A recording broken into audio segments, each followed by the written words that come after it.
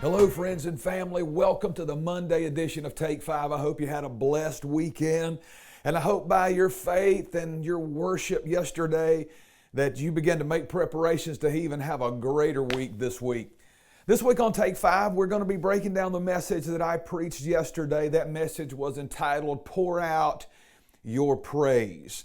Now, last week we talked about a woman named Mary who anointed the feet and the head of Jesus with some precious ointment or perfume. And today and during this week, we're going to talk about another one. The Bible doesn't give us her name. We don't know who she is. But there's some facts that I believe that we can learn about this woman and her personal worship to the Lord that could teach us some very valuable lessons. I'm going to read briefly the passage just to kind of remind us where we are. I'm going to skip some things here and there for sake of time, but I think you'll remember. The Bible says in Luke 7, one of the Pharisees asked Jesus to come and eat with him, and he went and reclined at the table. And there was a woman in the city of Nain who was a sinner, and when she heard that Jesus was at the Pharisee's house, she brought an alabaster flask of ointment. She stood behind him at his feet, weeping. As she wept, her tears fell on his feet, and she wiped them with the hair of her head and kissed his feet and anointed them with the ointment. When the Pharisee saw this, he said, if this man were really a prophet, he'd know what kind of woman this was. He'd know that she's not the best kind, that this lady is a harlot, and he would know what she was and who she was. Jesus read his thoughts and said, Simon, let me tell you something. This woman is doing this because she's been forgiven of so much. You've given me nothing since I came in this house, but she has come and poured her praise out on me.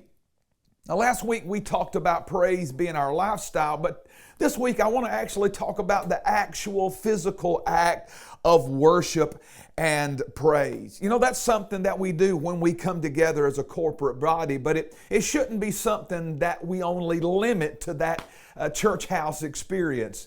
Praise and worship is something that we should find ourselves making a habit of often when we're by ourselves, when we're in our home, when we're riding down the road, or wherever the case may be. And when we do, it helps us to understand it better, and it helps us to be ready to offer it more freely when we come into the house of God. Worship is the total humbling of body, soul, and spirit. It's the acknowledging of the greatness and the majesty and the goodness of God. It's not just sitting still and meditating. I want you to understand something. Worship and praise is not something that's just charismatic or Pentecostal. It's something that's supposed to be Christian. I do not know why so many different denominations and organizations limit worship to this or to that. I don't want to have a Baptist praise, a Methodist praise, an Assembly of God praise. I want to offer God everything that the Bible says worship and praise is because of everything that He's done to me. Because I'm Christian, not because I'm charismatic. That's why I want to do that. In our times of service where we worship and come together, we often ask people and coax people to raise their hands and worship. And I'll say this, when you have to do that, it's either because you don't understand the concept or you're just not in love with God. Worship is always about edifying God. It's never about edifying you. And that's what this woman was doing. When she came in that house, she wasn't welcome there more than likely. The people around probably had demeaned her, but she didn't care. She had one thing on her mind, and she wanted to pour her worship out on Christ for everything He had done to her. So she wasn't there for personal edification. She was there to glorify Christ for all He had done. Friend, worship will never be about you and me. It's always about God. So stop making it about us. Let's stop looking for the song that fits us, or the mood that fits us, or the atmosphere that fits us. Stop looking for something traditional or something contemporary or something somewhere in between. We're not looking for that. We don't want to be edified. We want to edify Jesus Christ. Worship is constantly under attack by the devil. He does everything that he can to stop the people of God from being true worshipers. After all, that's what the Father is looking for in this hour. He's looking for people that will truly worship Him in spirit and in truth.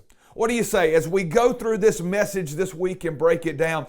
Let's decide, let's purpose in our heart that we are going to be real worshipers, biblical worshipers. We're going to give Him everything that we have.